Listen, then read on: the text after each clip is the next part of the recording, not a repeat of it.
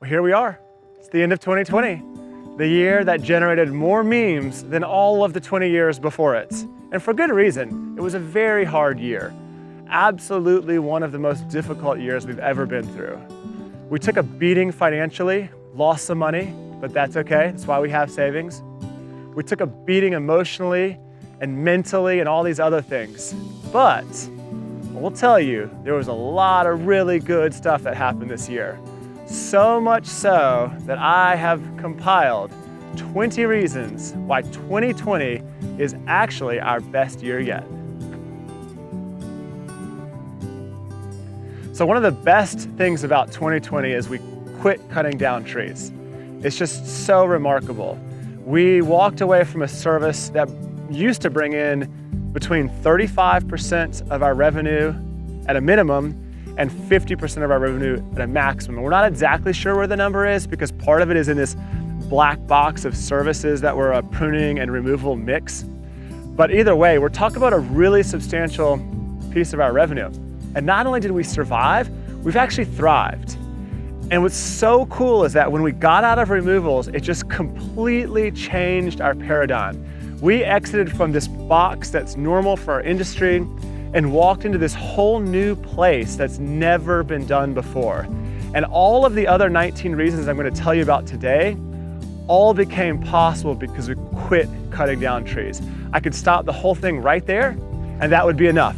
That's an amazing reason why 2020 is a great year. We survived winter 2020. It was by far the worst winter we've ever had.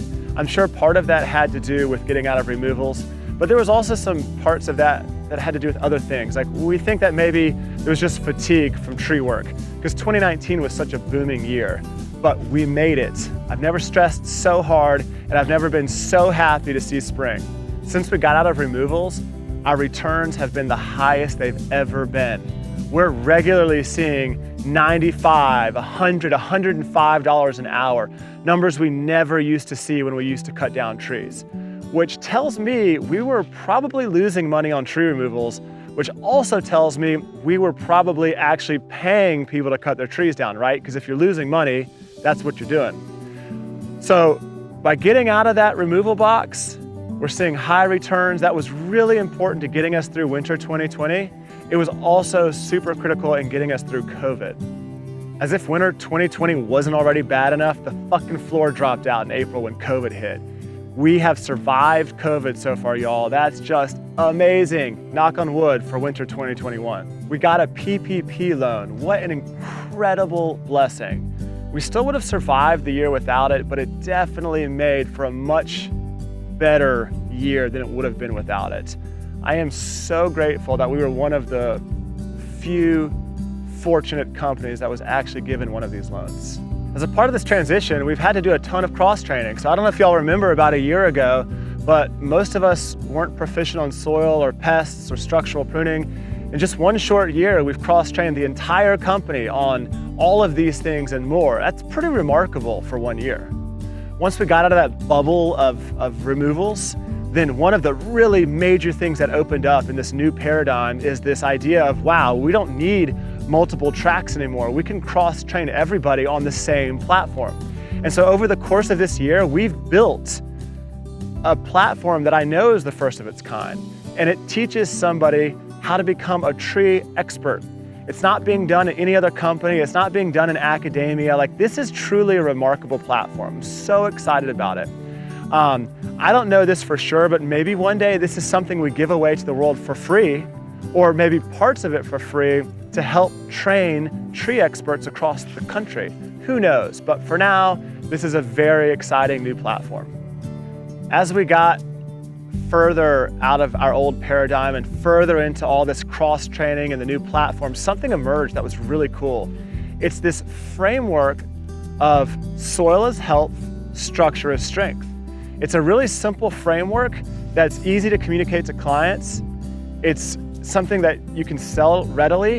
And quite honestly, it's the best set of services we could provide for trees in the urban landscape. And I'm really excited about this little piece of philosophy we've created, because I think it's going to be a big part of who we become in the future, and also potentially create an example for other companies about where they should be focusing their time and attention. You know, soil health and structure, they're key. We built a new truck. I mean, come on, it's amazing. And it only works because we got out of that paradigm. It could never be done if we were still cutting down trees because you need all that space in the dump bed. But with pruning, you need less space. Now you have this extra deck you can work on, and voila. We engineer, build, test a completely new truck that's never been done before. It's gonna allow us to do more services per visit. It's gonna allow more variation on the job site. There's just so many cool things about this truck. I love the hybrid truck. Okay, one of the biggest achievements of the year is our Salesforce platform. It did end up taking about 3 times longer than expected and was at least 3 times more expensive than we expected. But we now have the most sophisticated piece of software anywhere in the industry, and not just our industry, the entire green industry. I've seen what big companies use, ours is better. It just makes the sales process easier, it eliminates double entries, it has all kinds of smart stuff built in for client satisfaction and elevating our service to a whole nother level. It routes jobs. It's just amazing. And it is truly a feat. I could talk for an entire segment just about the Salesforce platform, but I'll leave it at this. It's now yet another one of the secret weapons we have in our arsenal of tools that give us massive competitive advantage. We doubled close rates. I mean, that's crazy. It's just crazy. We used to close around 30 to 40% of our jobs. Now we're 60 to 80%. And I actually think we can get even higher than that. How did we do that? Well, Salesforce definitely helps. It makes things easier. But in training, we've done a ton of training. We've built all kinds of new processes this year. But I think one of the big things is, again, getting out of removals. So much of today is going to be getting back to this one point. Getting out of removals means we're meeting with more of the people we want to be meeting with. They're like-minded, or they want tree care services or pruning services. So we're not wasting time at appointments where they're doing price shopping and we're getting compared to, you know, A+ tree and crane. So that means that our existing sales team, who closed roughly 5 million in 2019-ish, we probably have the capacity to do double that now with the same team. That's incredible. COVID's really hurt commercial sales. We're down about $1.5 million this year from what we normally sell. But COVID has actually helped residential sales because more people are at home and more people are calling for proposals. So we've had a very, very busy summer and fall.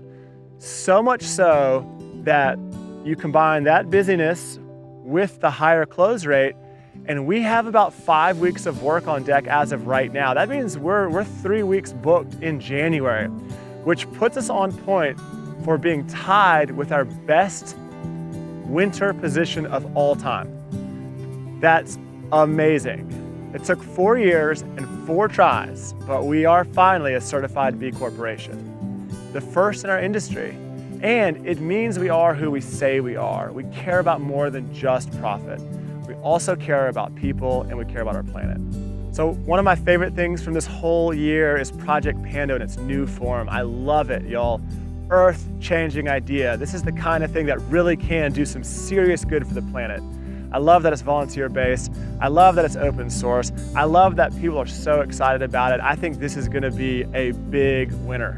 In a moment of madness, we just decided to start asking for free land. So we approached several organizations. Lo and behold, Triangle Land Conservancy gave us 10 acres. It's crazy.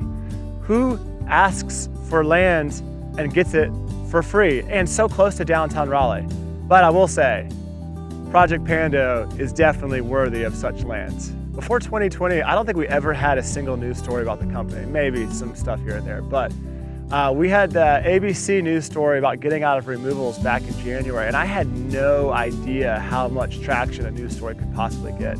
That thing has been making the rounds all year. Even as recently as this month, we've had prospective clients mention that story. Not only that, but we were recently on Spectrum News for Project Pando, so all of a sudden we're like starting to get news and PR, which is really exciting. It's what we need if we're gonna be agents of change. So One of the things that's been really fun this year is we've kind of taken our first steps to becoming true thought leaders. So, getting out of removals is really putting our money where our mouth is, and that's resonated a lot with folks. And now we've been invited to go out and do local speaker engagement. So garden clubs, arboretums, this kind of stuff. We've been doing presentations about how trees can save the world and what you can do to help. And it's snowballing. I've actually just been invited to do a regional conference and got an invitation to our first national conference. And more I'm hearing from folks wanting to hear this message about trees and how they can fix major issues, but also more and more hearing from business owners and industry professionals about, well, how do you do this with your company, and how do you make these pivots, and how do you become a B Corp, and how do you get to become a company that does good? So I see this as the early seeds for becoming thought leaders and making a positive impact. So when we quit cutting trees, another really cool thing happened. We had this fan club emerge. We've never had a fan club. Yeah, we've always been a good service provider. Call Leaf and Limb, they'll do a good job, good customer service. But now if you go out on sales, it's like, oh my God, like you guys are amazing and we love you, and so said this and we saw you at this, and it's so different now. People love Leaf and Limb. It's so cool to have a fan club. One of our big goals as a company is to create positive change. We want big positive change for our planet. And I think this is the first year where we've really kind of begun stepping into that role of agents for positive change. We've got the fan base who love what we stand for. We've got leading by example by quitting cutting trees down. We've got Project Pando and thought leadership. We've got now this opportunity to change the green industry as a whole. So we have all these different irons in the fire. And I suspect, y'all, that we're gonna put a lot more irons in the fire in the coming years. And I see 2020 as this year when we're really taking on the role of agents for positive change. And that's very exciting to me. This one brings me so much joy and gratitude. We have the best team at Leaf and Limb that we have ever had. Not by a little bit, but by a shit ton. Y'all are so amazing. I am proud to work with you every single day. None of this would be possible without you. So it's been a really remarkable year, and it represents the culmination of 11 years of work. We finally figured out who we are, what we believe, what we stand for. We have a place to call home now, and it brings so much personal satisfaction and joy to have found our calling. And I'm so excited about what the future holds. We have these loaded slingshots, right? There's Salesforce, and there's training platform, and there's a hybrid truck, and there's Project Pando, and there's Fan Club, and there's all these things developing. And the way I see this all unfolding is that it's just gonna be growth. It's gonna be growth in terms of services, because people are gonna really want us in their yards and on their properties. But it's also gonna be growth in terms of thought leadership, in terms of providing examples for the world, new research, new ideas, and ultimately changing the world to become a better place. Hey, and while we're at it, we're gonna make some money too, right? We all have to make money. I want everybody at Leaf and Limb to have plenty of money, but it's not the first priority. First priority is we've gotta make positive impact to create a healthier planet. So y'all, it's been an awesome year. I know on paper, it's not necessarily an awesome year, but at Leaf and Limb, we've had just so many victories this year. We have so much to be grateful for, and I, for one, am very grateful. I'm grateful for you. I'm grateful for the times we've shared together. I'm proud to work with you, and I'm so excited about our future. I think it shines bright.